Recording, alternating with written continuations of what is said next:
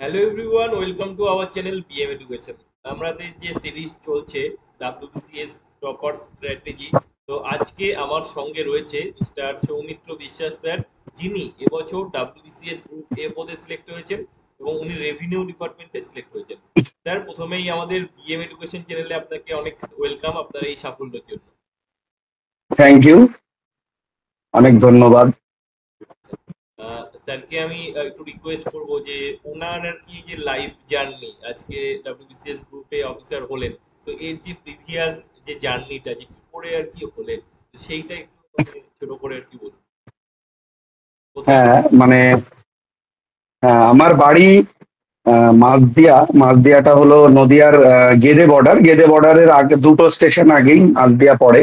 আর গ্রামের বাড়ি 3 কিলোমিটার পুটিখালি, যেটা একটা বর্ডার সংলগ্ন গ্রাম। আমার বাড়ির সামনে থেকেই বর্ডারের আলোগুলো দেখা যায়।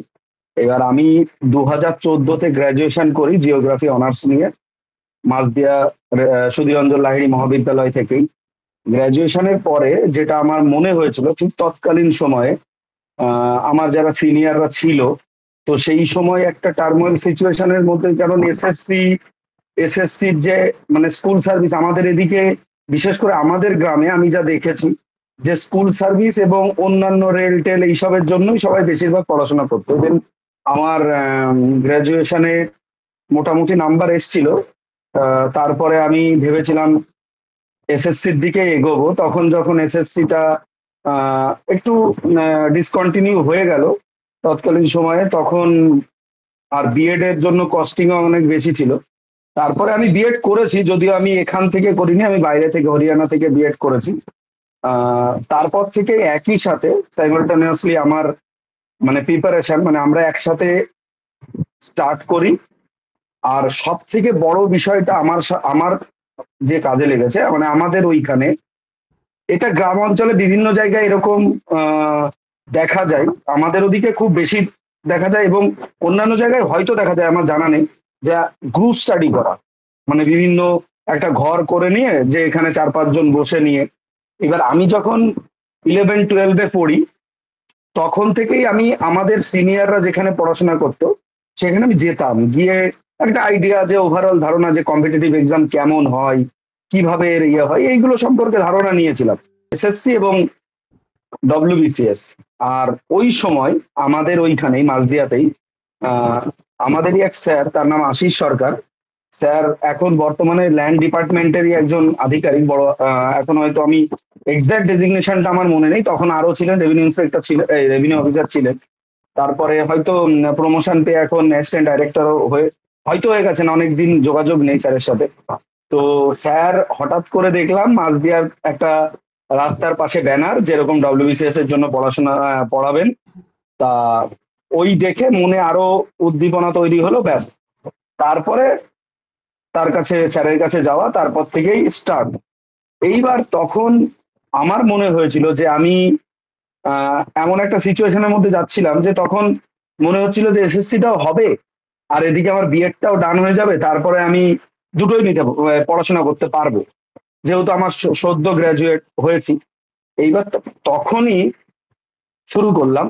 আর বিশেষ করে অনেকে একটু মানে অ্যাওয়ারও করেছিল যে দুটো একসাথে পড়ছিস, কিন্তু আমার একটা মনে আমার জোর ছিল যে, যেহেতু আমার গ্রাজুয়েশনের সাবজেক্ট জিওগ্রাফি এবং আমার অপশনাল সাবজেক্টও জিওগ্রাফি, সেই ক্ষেত্রে আমার সুবিধাই হবে। সেই মোতাবেক আমি 2016-তে প্রথম পরীক্ষা দিলাম, প্রিলি পাস করলাম। সেবার কাট অফ মানে অনেকের আইডিয়ার থেকে অনেক কম ছিল, সেবার কাট অফ অনলি 84 মতো কাট অফ গেছিল প্রিলি, হয়তো লাকিলি হয়তো পাস করেছিলাম, মনে হয় এরকম হতে পারে। মানে আমি আমার মনে হচ্ছে। তারপরে মেন্সের জন্য প্রিপারেশন স্টার্ট স্যারের কাছেই। তারপরে সেই বছরই সিআই হিসাবে সিলেক্টেড, মানে গ্রুপেতে ইন্টারভিউ দিয়েছিলাম সেই বছর, দিয়ে সিআই হিসাবে সিলেক্টেড। হতে পারে অ্যাক্সিডেন্টালি সিলেক্টেড হয়ে গেছিলাম সিআই হিসাবে, এমন হতে পারে। কিন্তু আমি মনে করি, মানে আমি সেই বছর 2016-তে, মানে এখানে কোনো যে ওই রকম লোকানোর কিছু নেই, 2016-তে যে আমি প্রিপারেশন নিয়েছিলাম, 17 মানে 17 সময় নিয়ে এমএসসিটা করছিলাম। এমএসসির জন্য তখন একটু প্রিপারেশন একটু ডিস্টার্ব হয়েছিল। তারপরের থেকে মানে 18, আমি প্রিপারেশনটা অনেক ভালোভাবেই নিয়েছিলাম, মানে 16-র তুলনায়। কিন্তু 18 সালের পরীক্ষাটা আমার ভালো হলো, মানে আমি ভেবেছিলাম যে হয়তো 18তেই ক্লিয়ার হয়ে যাবে, কিন্তু হলো না। ফাইনালি আমি কোনো গ্রুপেই ডাক পেলাম না। তারপরে 19-এও মেন দিয়েছিলাম, 19-এর মেনটা আমার অতটা ভালো হয়নি। তারপর থেকে ভেবেছিলাম হয়তো আরো আরো পড়াশোনা করতে হবে, না হলে হবে না। যে ওই ওই বছর তো আমার হয়ে গেছে সিআই, ঠিক আছে আমি জয়েন করে গেছি, 18তেই জয়েন করে গেছি। তারপরে 20 সালে বিয়ে।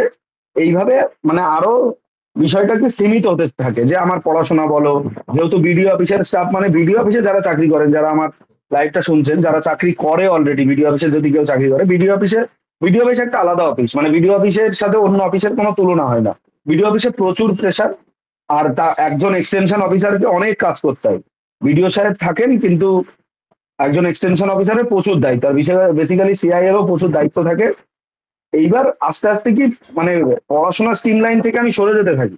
বিয়ে করলাম, বিয়ে করার পরে সাংসারিক লাইফও স্টার্ট হলো, কিন্তু মানে আমি প্রিপারেশন থেকে আমি মানে একদম ওই লাইন থেকে আমি ডিস্ট্রাক্ট হয়ে যাইনি, যে আমি ধরে রেখেছিলাম। এমত অবস্থায় সব থেকে আমার মানে আমি 20-তে পরীক্ষা দিয়েছিলাম, ফেলই ফেল করে গেলাম।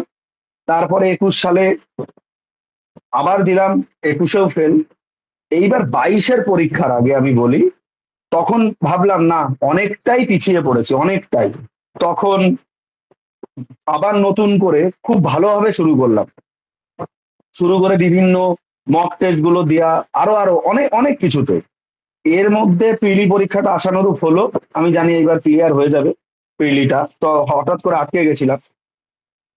আমার মেন্সের 1-1.5 মাস আগে, এই 22-এর যে মেন্স হয়েছিল 2023-এর অক্টোবর, সেপ্টেম্বরের লাস্ট থেকে অক্টোবরের 1-2 তারিখ মনে হয় এরকম ছিল, ঠিক 1.5 মাস আগে আমার ডেঙ্গু ধরা পড়ে।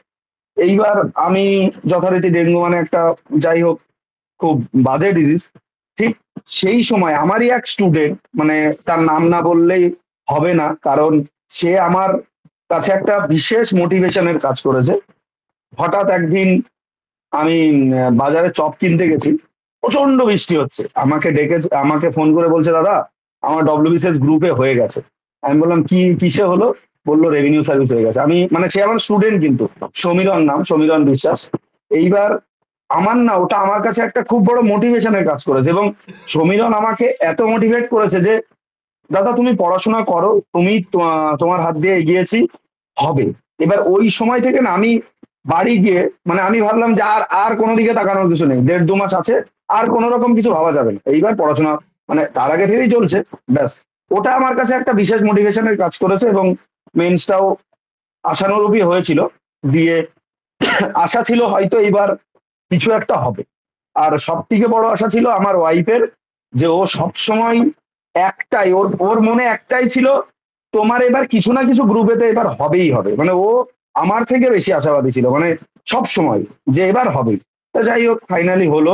এবং খুব হতাশাগ্রস্ত ছিলাম ইন্টারভিউ দিয়ে, মানে আমি এই বছর ইন্টারভিউর যে প্রিপারেশন নিয়েছিলাম, ডব্লিউবিসিএস মেডিজিতে সৌম্য স্যার অত্যন্ত গাইড করেছে, এবং একাডেমিক অ্যাসোসিয়েশনেও আমি আগে গেছিলাম, সেখানেও গাইডেন্স পেয়েছি। তো যেদিন আমার ইন্টারভিউ ছিল সেদিন আমি লাস্ট ক্যান্ডিডেট, একদম শেষ। তা পিএসসির মানে সেদিন সেকেন্ড হাফে লাস্ট ক্যান্ডিডেট, এবার আমি একা। পিএসসি চেয়ারম্যান ম্যাডামের যিনি পিএ থাকে, তিনিও আমাকে বললো বেল দিলে তুমি ঢুকে যাবে, মানে সবার মধ্যে একটা লেথার্জি বা যাই হোক, সারাদিনের ক্লান্তি বা বুঝতেই পারছো। এইবার আমার ওয়াইফ নিচে ওয়েট করছে, এইবার আমি ঢুকলাম, ঢুকে ক্যাজুয়াল কথাবার্তা, মানে যে খুব টাফ সিচুয়েশন তা না।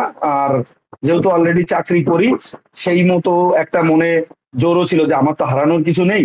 এইবার সেই হিসাবে ঢুকি। আমার কিন্তু ইন্টারভিউটা খুব বেশি টাইমের হয়নি, খুব বেশি বেশি 7 থেকে 8 মিনিট, তার বেশি নয়। কিন্তু খুব ক্যাজুয়াল আলোচনা, কয়েকটা আমার নদিয়া থেকে প্রশ্ন এই এই ধরেছে, আর আমার সাবজেক্টের একটা দুটো কোশ্চেন ধরেছিল, আর আমার প্রেজেন্ট সার্ভিস সম্পর্কে 2-1টা কোশ্চেন, আর প্রথমে ক্যাজুয়াল আলোচনা ছিল। তা আমি মনে করি আমার এই সার্ভিসটা আমি মানে ইন্টারভিউ থেকে বেরিয়ে আমি আমার ওয়াইফের সাথে কথা বলছি না, আমার ইন্টারভিউ আমি যতটা ভেবেছিলাম ভালো হবে, ভালো হয়নি। তারপরে ও আমাকে বলছে তুমি বলো আমাকে কেমন হয়েছে, বললাম, তা বললো না না খুব ভালো হয়েছে তোমার, তুমি কেন চাপ নিচ্ছ, ভালো, অবশ্যই তুমি ভালো নাম্বার পাবে। তারপরে আমি আমার যা টোটাল নাম্বার আমি এগ্রিগেট করেছিলাম, তা যা কাট অফ গেছে বা যে অনুযায়ী আমি দেখছি বা রেভিনিউ সার্ভিসে আমি যা র্যাঙ্ক, আমি টোটাল ওভারঅল যা হয়েছে সেই অনুযায়ী আমাকে ইন্টারভিউতে ভালো নাম্বারে দিয়েছে আমার যা মনে হচ্ছে। মানে 100 অ্যাবাভ আছে ইন্টারভিউতে আমার মনে হয়, কারণ সেই অনুযায়ী এখন ভাবছি যে না, ঠিকঠাকই ছিল আমার মনে হচ্ছিল। তা যাই হোক, এইভাবে এগোলাম। 23-এর মেন্সও দেয়া আছে, হয়তো জানি না কি হবে, আশা করছি ডাক পাবো। কিন্তু আর এটাই মানে ডব্লিউবিসিএস এর মানে ভেবেছিলাম অবশ্যই, যখন শুরু করি এক্সিকিউটিভ হওয়ার ইচ্ছা নিয়েই শুরু করেছিলাম, কখনো মানে ডিএসপির ইচ্ছা ছিল না, এক্সিকিউটিভের ইচ্ছা নিয়ে শুরু হয়েছিল, যেহেতু 7 বছর অলরেডি ব্লকে সার্ভিস করছি। হ্যাঁ। আর ওয়াইফ ওয়াইফ মানে আমার ওয়াইফের একটাই মানে ভগবানের কাছে প্রার্থনা ছিল, যে কোনো কিছু হোক, এমপ্লয়মেন্ট সার্ভিস হোক, মানে আমার কোঅপারেশন ডিপার্টমেন্টের যে কোনো যে সার্ভিসই হোক, এক্সেপ্ট এক্সিকিউটিভ, এক্সিকিউটিভ যেন না হয়। ও জানে যে বিডিও অফিসে যেহেতু 7 বছর রয়েছি, ও জানে যে বিডিও অফিসের কি হেডেক। তা যাই হোক, ওভারঅল মানে প্রথম সাকসেসের পরে বেশ খানিকটা বছর চলে গেল, কিন্তু ছেড়ে যায়নি, যার জন্য আজকে এই সফলতা। যদি না যদি ছেড়ে দিতাম, তাহলে তো এই জায়গায় আজকের এই দিনটা আমার আসতোই না। একদম। এইভাবেই আমার স্টার্ট হলো। হ্যাঁ, ব্যাস। এটাই আর কি প্রশ্ন ছিল যে ধরুন একজন ক্যান্ডিডেট বা একজন আর কি মানে একটা পোস্টের কি সিলেক্ট হওয়ার পর তারপরে আবার হুম। নতুন করে প্রিপারেশন চিন্তা ভাবনা বা আবার করব।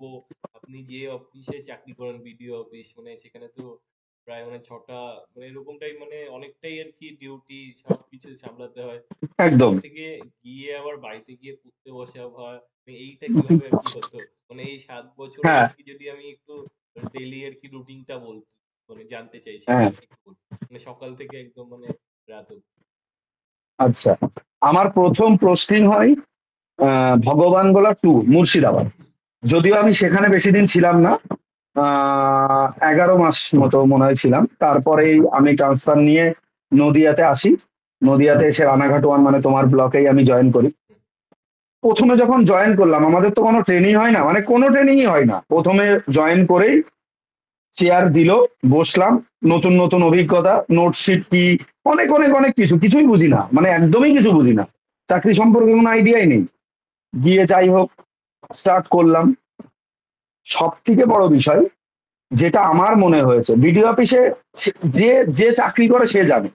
আর আমার মনে হয়েছে আমি রানাঘাট 1টাকে আমি সব থেকে বেশি দিয়েছি আমার সময়। ইভেন তুমি যেহেতু রানাঘাট 1এই বাড়ি, আমার তো খুব ভালো লাগছে যে তোমার বাড়ি তাহিরপুর। আমার আমার যে কি ভালো লাগছে আমি তোমাকে বলে বোঝাতে পারবো না। রানাঘাট 1 আমার হাতের তালুর মতো চেনা, ঠিক আছে। আর সব থেকে বড় বিষয়, মানে এটা হয়তো শুনলে অবাক হবে, মানে আমি এখনো পর্যন্ত 4টে ইলেকশন করেছি, 2টো লোকসভা, একটা বিধানসভা এবং একটা পঞ্চায়েত। এর মধ্যে ইলেকশন আসা মানেই, মানে আমার বাড়ি, মানে আমার 20 সালে বিয়ে হয়েছে, 19 সালের ইলেকশনটা আমি ভগবান গোলাই তো করেছিলাম। আমার 20 সালে বিয়ে হয়েছে নভেম্বরে, 27শে নভেম্বর। আমার 21-এর বিধানসভায় আমি 2 মাস বাড়ি নেই, মানে আমি টানা 2 মাস বাড়ি নেই। মানে আমার রানাঘাট থেকে মাঝদিয়ার দূরত্ব কিন্তু আমি 40 থেকে 45 মিনিট ট্রেনে, হুম, হুম, হুম। কিন্তু আমি 2 মাস বাড়ি নেই। এত হেডেক। আর আমি ছিলাম এসডিও স্যারের, মানে আমাদের রানাঘাট এসডিও স্যারের এআরও ছিলাম, অ্যাসিস্ট্যান্ট রিটার্নিং অফিসার। মানে আমার নমিনেশন থেকে শুরু করে সরস্বতী প্রেসে ব্যালট প্রিন্টিং, মানে এত হেক্টিক কাজ। কিন্তু এই এত কাজের মধ্যেও মানে আমি একটা জিনিস করতাম, আমি যদি দিনে সারা দিন মানে 24 ঘন্টার মধ্যে আমি আধ ঘন্টা 1 ঘন্টাও আমি যাই পড়ি, মানে আমার ডব্লিউবিসিএস প্রিপারেশনের মধ্যে যাই থাকুক, যেটা আমার পড়া মনে হতো যে এই জিনিসটা একটু পড়ি আজকে, মানে পড়ার চেষ্টা করতাম যে যাতে ওই লাইনটা থেকে যাতে বিচ্ছিন্ন না হয়ে যায়।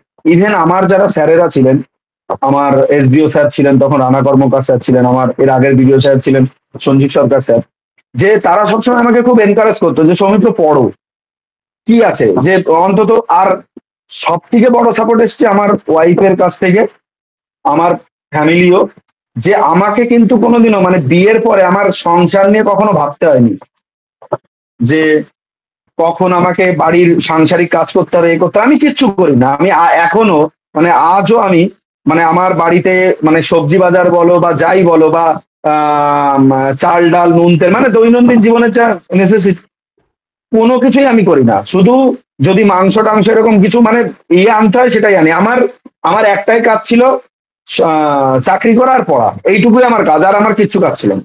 এইভাবে কিন্তু আমি একটা জিনিস রেখেছিলাম যে আমাকে একটু মানে যখনই আমি টাইম পাবো, মানে প্রতিদিনে আমি যদি রাত 10টায়ও বাড়ি ফিরেছি, ইভেন আমার ওয়াইফ এটা আমাকে নিয়ে মানে ও সবার সাথে এই জিনিসটা গর্বের সাথে বলে যে আমি 10টায়ও যদি বাড়ি ফিরি, আমি সারাদিন প্রচন্ড ক্লান্ত বা কাজ করে এসছি, অনেক কিছু করে এসছি, কিন্তু আমি বই নিয়ে বসবো, মানে আমি যাই পড়ি, মানে আমি কি পড়লাম না পড়লাম সেটা বড় কথা না, কিন্তু আমি যাতে ডিস্ট্রাক্ট না হয়ে যায়, আমাকে ওই স্ট্রিম লাইনে থাকতে হবে। তাই এইবার বিষয়টা কি, যেহেতু আমরা দীর্ঘদিন ধরে এই লাইনে রয়েছি, একটা অভিজ্ঞতা, অবশ্যই একটা অভিজ্ঞতা তৈরি হয়ে যায়। তারপর থেকে পড়াশোনা, কিন্তু আমার মনে হয় সে যে চাকরি করুক, মানে বিডিও অফিসে, আমি পুলিশের কথা বলবো না, emergency service, law and order duty, পুলিশের অনেক প্রেশার, ওই নিয়ে কোনো কথা বলবো না, কারণ ওই সার্ভিস আমি করিনি। তারপরে যদি বিডিও অফিসে এমনই একটা অফিস, আমাদের কোভিড এর ডিউটি থেকে শুরু করে মানে আহ, যখন কোনো এমার্জেন্সি সিচুয়েশন হয়, সে কোনো ফ্লাড হলো বা কোনো সাইক্লোন আসলো, সবকিছুতে আমাদের ডিউটি, মানে আমাদের কোনো ছাড় নেই। আর ইলেকশনের কথা তো বাদই দিলাম, কিন্তু এর পরেও মানে আমাদের এত প্রেসার, তারপরেও আমি পড়াশোনা করেছি এবং টাইম বের করেছি। আর আমার এই সাকসেসটা, মানে আমি হয়তো অনেকেই আমাকে মানে আমার ফ্যামিলি বা যাই হোক সবাই আমাকে এই বিষয়টাকে নিয়ে এনকারেজ করছে, তার থেকে আমার এই সাকসেসটা আমার মনে হয়েছে, মানে আমি সবসময় এটা ভাবি, আমি তো একটা সার্ভিস করছি। আমার ওয়াইফ একটা কথাই বলতো, তুমি যদি চাকরি না পাও, তোমার কিন্তু আগামী 5 বছর খুব খারাপ কিছু হবে না, কিচ্ছু হবে না, সত্যি ভাই। আমার এই সার্ভিসে থেকে আমি মানে মানে যেটুকু যেভাবে চলছি, তাতে আমার আলটিমেট কিছু হবে না, কিন্তু সবাই তো চাইবে যে একটা বেস্ট জায়গায় পৌঁছানোর, যে একটা সেই জিনিসে। কিন্তু আমার এই সাকসেসটা আজকে আমার পারিপার্শ্বিক মানে আমার মাঝদিয়ার ছেলে পেলে, আমার ভাই ব্রাদার বা আমার কলিগ, আমার বিভিন্ন যে আমার থেকে সিনিয়র, তাদের মনেও একটা ইন্সপিরেশন তৈরি হয়েছে, না সম্ভব, এমন তো নয় যে সম্ভব নয়। মানে সবাই মানে আমাকে বলছে, ভাই কি করে সম্ভব হলো? আমি বললাম এইটাই, এছাড়া আর কোনো, আমি তো এইভাবেই পড়েছি। তো সেই জায়গায় দাঁড়িয়ে সম্ভব ভাই, মানে অসম্ভবের কিছু নেই। আর আমার সব থেকে ভালো লাগা, আমার মাঝদিয়াতে আমাদের 3-4টে এরকম গ্রুপ স্টাডি ঘর আছে, যার যার শুরু আমাদের সিনিয়রদের হাত দিয়ে, কিন্তু ডব্লিউবিসিএস নিয়ে কেউ পড়াশোনা মানে ডব্লিউবিসিএস নিয়ে কেউ ভাবতো না, কিন্তু আমি সবসময় সবাইকে একটা মানে কথাই বলেছি, সবকিছুই সম্ভব। হয়তো মাঝদিয়া থেকে এর আগেও ডব্লিউবিসিএস অনেকে পেয়েছে, মানে অনেকে বলতে আমার আমার দু তিনজন এরকম জানাশোনা আছে, কিন্তু কেউ মাঝদিয়া থেকে থেকে কেউ পড়েনি, সেও কলকাতা বা অন্যান্য জায়গায় কোচিং নিয়েছে। কিন্তু এটা আমার কাছে অনেক গর্বের বিষয় যে আমি মাঝদিয়াতে থেকেই পড়েছি, এবং আমার এই যে সমীরণ ভাই বা প্রত্যেকেই, যে তাদেরকে নিয়ে আমি এগোতে পেরেছি, এবং আজও আমার 3টে গ্রুপ স্টাডি ঘর এখনো, মানে আজকে এখন এই টাইমেও যদি ঘরে যাওয়া যায়, কেউ না কেউ পড়ছে। এবং আমার গ্রামের বাড়িটা, মানে আমার যে গ্রামের বাড়ি, সেই বাড়িতে এখন তো থাকে না, সেটা এমনি টিনের বাড়ি, মানে আমার যে ঘরটা, সেই ঘরটা আমার ওখানে 7-8টা ছেলে, যারা একদম নিউ কামার, মানে আমার বাড়ির উল্টো দিকে সাঁওতাল পাড়া, মানে আমার একদম তাদের সাথেই বড় হয়ে ওঠা, সেখানকার 5-6টা ছেলে একদম ইয়াং, মানে ব্লাড, তাদেরকে আমি দিয়েছি যে তোরা পড়াশোনা করবি, সমস্ত কিছু আমি প্রোভাইড করব, তোদের একটাই টার্গেট থাকবে, চাকরি পেতে হবে ভাই। মানে আমি এই বিষয়ে আমার ওই জায়গায় আমি জায়গাটা ভাই আমি তৈরি করেছি, এবং আমার কাছে একটাই লক্ষ্য, কারণ আমাদের কাছে দ্বিতীয় কোনো অপশন নেই। সত্যি ভাই, আমার কাছে যে আমি যদি চাকরি না পাই, আমার বাবার একটা বড় ব্যবসা আছে, যে আমি ওটা ধরে নেবো বা কিছু একটা আছে, আমার কাছে দ্বিতীয় কোনো অপশন ছিল না, আমাকে চাকরি পেতেই হতো। তা যাই হোক, ভগবানের অশেষ কৃপা, আর আমি ভগবান প্রচন্ড বিশ্বাস করি ভাই, যে আমি অশেষ কৃপা এবং আমার পড়াশোনা বা সব দিক দিয়ে আমি এই জায়গাটা অ্যাচিভ করতে পেরেছি। যে সাপোর্টটা এটা খুব দরকার। অনেকেই থাকে যে নিজে একদম। চাকরি পেয়ে গেলাম, তারপরে আর কি আহ, অন্য আর মানে পারিপার্শ্বিক চারিদিকে কি হচ্ছে না হচ্ছে সেদিকে অত নজর দেয় না। কিন্তু আপনি বা আপনার মতো যারা এরকম রয়েছে ডিপার্টমেন্টে, যারা হয়তো সারাদিন কাজের পরও গিয়ে আর কি অন্যদের আর কি মোটিভেশন দেওয়া বা অন্যদের আর কি সুযোগ করে দেওয়া, এগুলো যথেষ্ট গুরুত্বপূর্ণ আর খুব ভালো কাজ। আর আমি একটা কথা বলছি যে আমার এত 5-6 বছর ধরে আর কি ভিডিও করি, মানে আমার খুব আফসোস ছিল যে আমি সব জায়গায় ভিডিও করি, আমি নর্থ বেঙ্গলে যাই, আমি পশ্চিম মেদিনীপুরে অব্দি গেছি, তো আমার যে ব্লগ রানাঘাট ওয়ান, তো এইখানে যে আর কি ভিডিও অফিস বা এখানে আর কি কখনো আর কি সুযোগ হয়নি। মানে আমি যদি আগে জানতাম তো আমি গিয়েই ভিডিওটা করতাম। এটা একটা আফসোস আর কি থেকে গেল। মানে আমি এই দিকটা থেকে খুব কম আর কি সেভাবে হয়তো মানে দেখিনি কাউকে যে এরকম এই জায়গা থেকে পেয়েছে। তো এটা মানে আগে জানলে আমি গিয়েই আর কি ভিডিওটা করতে পারতাম। আচ্ছা, এবার আমি একটু একদম। জিজ্ঞাসা করব যে ডেইলি আর কি যে টাইম টেবিল, সেটা তো আমি শুনলাম যে ভিডিও অফিসার থাকলেও অনেকটা চাপ।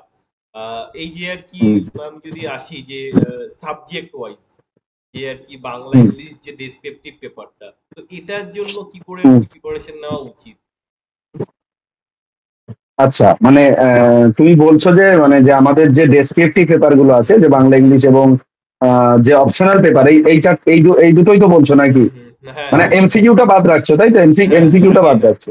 হ্যাঁ, আগে আমি মনে করি, আমি অপশনাল এবং এটা একটা মানে দারুণ প্রশ্ন তুমি করেছো। এবং আমার কাছে এই যে আমি প্রত্যেকটা জিনিস স্ট্র্যাটেজি, যে এইটা খুব ইম্পর্টেন্ট। আমরা যখন স্টার্ট করি, আজকে দেখতেই পারি যে বিভিন্ন ইউটিউব চ্যানেল হয়েছে, অনেক কিছু অ্যাভেলেবেল, যে বিভিন্ন যে এখন বিভিন্ন প্ল্যাটফর্মও হয়েছে, যেমন টেক্সট বুক এসছে বা অন্যান্য বিভিন্ন প্ল্যাটফর্ম এসছে, অনলাইন প্ল্যাটফর্ম। তখন কিন্তু এত কিছু, মানে আমরা যখন স্টার্ট করি তখনই এত কিছু পেয়ে যায়নি।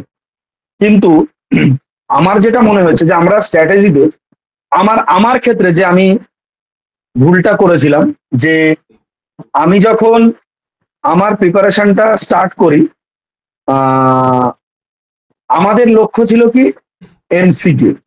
আমরা কিন্তু প্রচুর, মানে প্রচুর এমসিকিউ নিজেরা নোটস তৈরি করেছি, হিস্ট্রি জিওগ্রাফি যা যা আছে, মানে আমাদের সিলেবাসে যা যা আছে।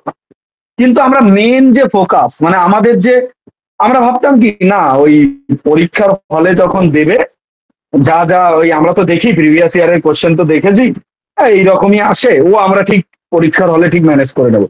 আমাদের ম্যাক্সিমাম টাইম, মানে আমাদের নয়, আমার আমার এই যে সাকসেস, এই যে আমি যে পরপর বারংবার ফেলিওর ফেলিওর, আমার স্ট্র্যাটেজির এত বড় মিস্টেক মানে আমি করেছি, যে আমার লাস্টে আমার ছাত্র সমীরণ, সেই আমাকে বললো দাদা এমসিকিউ ছেড়ে দাও, যা আছে আছে, কিন্তু তুমি মেন ফোকাস দাও ডেসক্রিপটিভ।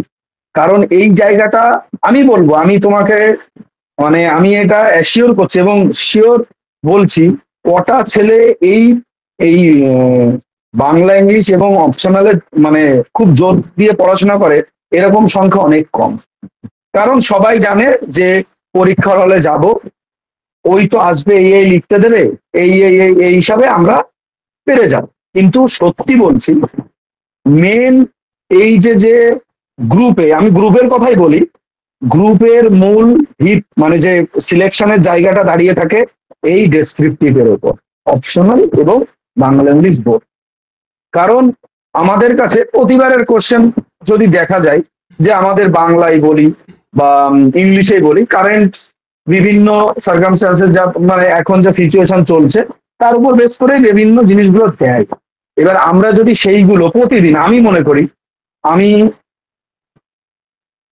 আর এখানে একটা কথা বলে রাখি, সবার মনে একটা ভয় যে আমি হয়তো ইংলিশ ভালো পারি না, আমার হয়তো ডব্লিউবিসিএস হবে না, মানে যে অনেকের না, মানে ম্যাক্সিমামেরই ভয়, এই ভয় আমাদেরও ছিল। কিন্তু সেই জায়গাটা মানে নিজেরাই অনেক চেষ্টা করে করে কাটিয়ে, যতটা কাটিয়ে উঠতে পারার কাটিয়ে উঠতে পেরেছি। এমন যে ইংলিশ খুব ভালো জানে, খুব সুন্দর ওয়ার্ড দিয়ে, বিভিন্ন মানে বিভিন্ন ধরনের অ্যাপ্রোপ্রিয়েট ওয়ার্ড দিয়ে, ইডিয়ামস দিয়ে বিভিন্ন খুব সুন্দর সাজিয়ে লিখছি, কিন্তু আমি ততটা ভালো লিখতে পারছি না। হতেই পারে, এরকম হতেই পারে। কিন্তু আমার মনে হয় আমরা যে কোনো জিনিস, আমি এইভাবেই প্রস্তুত করেছি।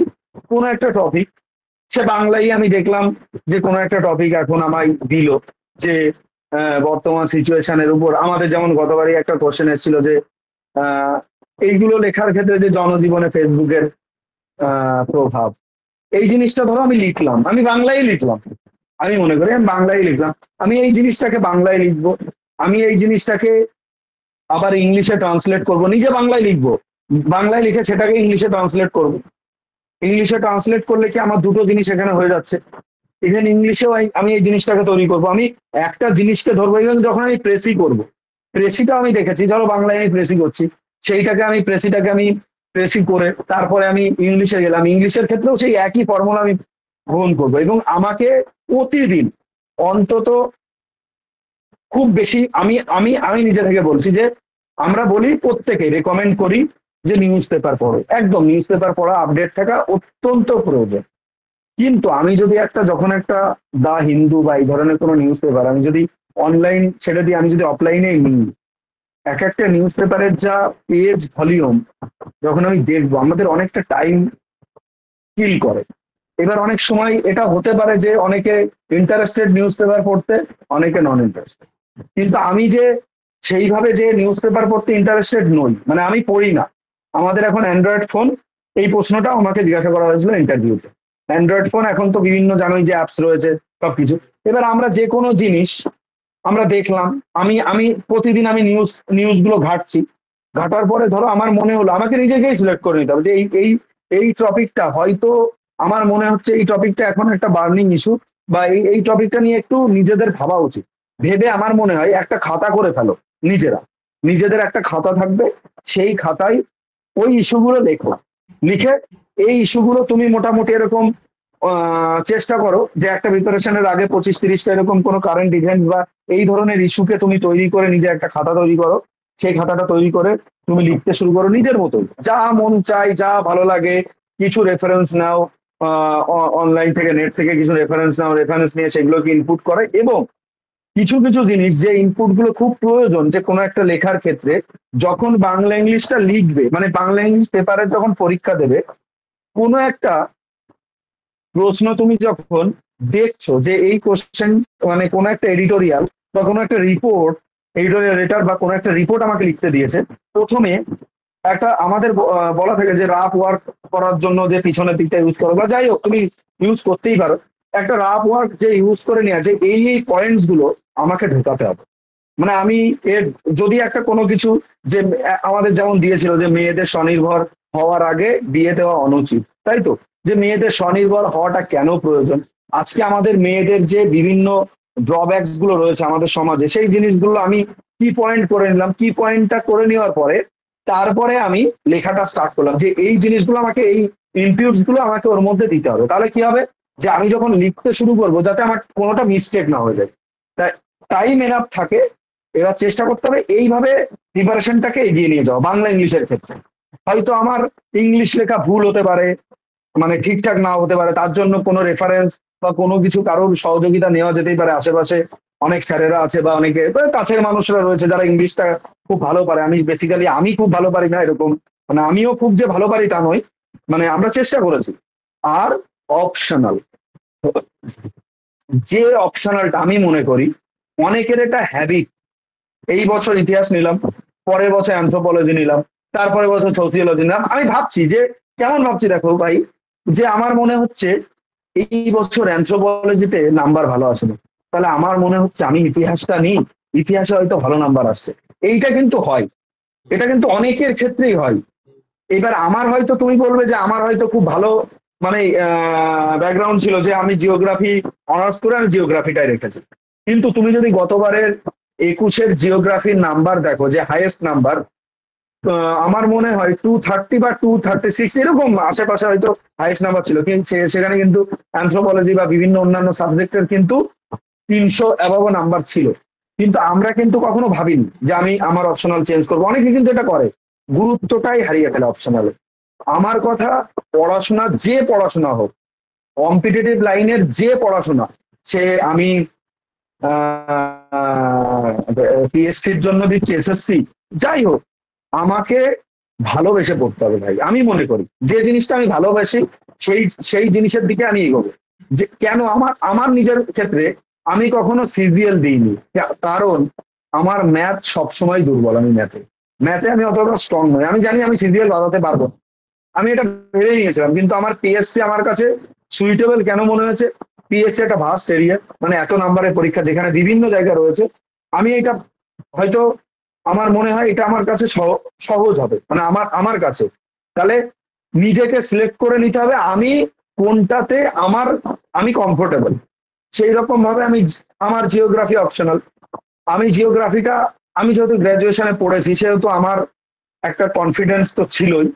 তো সেই হিসাবে এই অপশনালের জায়গাটাও সবাই ছেড়ে দেয়। তুমি দেখো, আমার মনে হয় এটা তুমি যদি পরিসংখ্যান করো, মেন্সে খুব বেশি বেশি 5,000 জন ডাকে। এখন যা ট্রেন্ড দেখছি, 5,000 জন ডাকে, 5,000 জন ডাকে। এইবার এই 5,000 জনের মধ্যে আমি ধরে নিচ্ছি 4,000 কি তার একটু বেশি মেন্স অ্যাপিয়ার করে, যারা পরীক্ষাটা দেয়। আর আমি মনে করি এই যারা মেন পরীক্ষা দেয়, মেন্স এক্সামে অ্যাপিয়ার হয়, তাদের খুব বেশি বেশি 30% অপশনাল দেয় কিনা আমার কাছে সন্দেহ, মানে আমার কাছে মনে হয় সন্দেহের বিষয়। কারণ আমি যে হলে অপশনাল পরীক্ষা দিতে, এই আমি যতবার দিয়েছি মেন্স, আমি দেখিনি যে ওই হলে 20% মানে পার্টিসিপেন্ট আছে যারা অপশনাল পরীক্ষা দিচ্ছে। তাহলে কি হচ্ছে, তাহলে কম্পিটিশনটা ভাই কোথায় আসছে দেখো এই গ্রুপে। কিন্তু এই অপশনালের জায়গাটাই আমরা ছেড়ে দিই। আমরা মানে আমি আমি নিজে জিওগ্রাফি হওয়ার পরেও, মানে আমার নিজের সাবজেক্ট জিওগ্রাফি হওয়ার পরেও আমি আমিও এখানে অনেক ল্যাকিং বা আমার ছিল যে আমি হয়তো ছেড়ে দিতাম, যে আমি হয়তো পেরে যাব এরকম কিছু, কিন্তু দেখলাম না। আর আর একটা জিনিস তোমাদের সবার মাথায় রাখতে হবে, যে অপশনালের যে টাইমিংটা থাকে, আমরা যখন অন্যান্য পরীক্ষা দিয়েছি, আমার গ্রাজুয়েশনের ক্ষেত্রে 80 নম্বরের জন্য আমার 4 ঘন্টা টাইম থাকতো, আর অপশনালে তোমাকে দেবে 3 ঘন্টায় 200 নাম্বার। তাহলে আর এখন তো প্রত্যেকটা মানে প্রত্যেকটা প্রশ্ন, আমি জিওগ্রাফির ক্ষেত্রে যদি বলি, এতটা সেগ্রিগেট হয়ে যাচ্ছে, প্রত্যেকটা 5 নাম্বার, 15 নাম্বার, 10 নাম্বার, এইভাবে। তাহলে এক একটা কোশ্চেনের মধ্যে 5-6টা করে কোশ্চেন থাকছে, মানে ছোট ছোট ছোট ছোট ভাগ করে। তাহলে আমাকে কতটা টাইম মানে কিল করছে ওইখানে লিখতে গিয়ে। তাহলে আমাকে লিখতে হবে কি, পুরো বেসিক, মানে একদম চিস্ট বিষয়টা, যে আমার কি প্রশ্নে আমাকে কি চাইছে সেটুকুর মধ্যে আমাকে সীমাবদ্ধ থাকতে হবে। তার জন্য এর জন্য তোমার কি প্রয়োজন, আমার মনে হয় এখানেও সেই একই পন্থা আমাকে অবলম্বন করতে হবে। যে আমাদের, যদি আমি মনে করি যে আমাদের জিওগ্রাফিতে যে একটা কোশ্চেন দিয়েছিল, যে যে আমাদের ইন্ডিয়ান জিওগ্রাফি থেকেই বলি, যে ফিজিওগ্রাফি ডিভিশন অফ ইন্ডিয়া, যে ইন্ডিয়ান ফিজিওগ্রাফি ডিভিশন কি আছে। তাহলে আমার এখানে কি করতে হবে, যে এখানে আমাদের যে 7টা ফিজিওগ্রাফি ডিভিশন রয়েছে, সেটাকে আমি এলাবোরেটলি অনেক বড় করে ডেসক্রাইব করার কোনো দরকার নেই। একটা ম্যাপ দাও, ম্যাপের সাথে তার জিস্ট জায়গাগুলোকে দিয়ে পয়েন্ট আউট করে যে জিনিসটা দিকে ছেড়ে দাও, নাহলে তুমি তো টাইম পাবে না। তাহলে এর জন্য প্রয়োজন কি, এর জন্য নিজেকে একটা সুন্দর খাতা তৈরি করো। প্রত্যেকটা অপশনালের যে, মানে আমি জিওগ্রাফির ক্ষেত্রেই বলছি কারণ জিওগ্রাফিটা আমি পড়েছি, যে আমি যে প্রশ্নটা পড়ছি সেই প্রশ্নের যে কি পয়েন্টস গুলো, সেই জিনিসগুলোকে তুমি তোমার খাতায়, যেটা তোমার নোটস তৈরি করেছো, তুমি ওই কি পয়েন্টস গুলো নিজেকে রেডি করে ফেলো, যাতে পরীক্ষার আগে আমি ওই কি পয়েন্টস গুলো খালি দেখবো, যাতে আমি পরীক্ষার হলে ঢুকে ওই জিনিসগুলো দিয়ে আমি লিখে আসতে পারি। আর কোনো কোশ্চেন অপশনালে, কোনো কোশ্চেন ছাড়া যাবে না। আমি 400 নাম্বার, 400 নাম্বারই আমার অ্যান্সার করতে হবে। কারণ এই 400 আর বাংলা ইংলিশ, এই জায়গাটা এ গ্রুপের সিলেকশনের ক্ষেত্রে অন্যতম আমার মনে হয়েছে। কারণ এমসিকিউতে আমি এমনও শুনেছি 560, 580 এরকম নাম্বার পেয়েও তারা ফাইনাল সিলেকশন পায়নি। তাদের একটাই কারণ, তাদের অপশনাল এবং বাংলা ইংলিশ, মানে এমনও হয়েছে যে বাংলা ইংলিশেও নাম্বার ভালো, কিন্তু অপশনালে সে পেয়েছে ধরে নাও 100, আর একজন 250 নাম্বার পেয়ে গেছে। তাহলে এই যে যে 150 নাম্বারের ডিফারেন্স, এই ডিফারেন্সটা অনেক বেশি। তা আমার মনে হয় এ গ্রুপের ক্ষেত্রে এই অপশনাল এবং বাংলা ইংলিশ অত্যন্ত মানে ইম্পর্টেন্ট রোল প্লে করবে। এবং এইটাকে কোনো রকম ভাবে ছেড়ে দেওয়া যাবে না। এটা আর এই এই দুটো জায়গাকে মানে মানে একদম পাখির চোখ করতে হবে, অপশনাল এবং বাংলা ইংলিশ।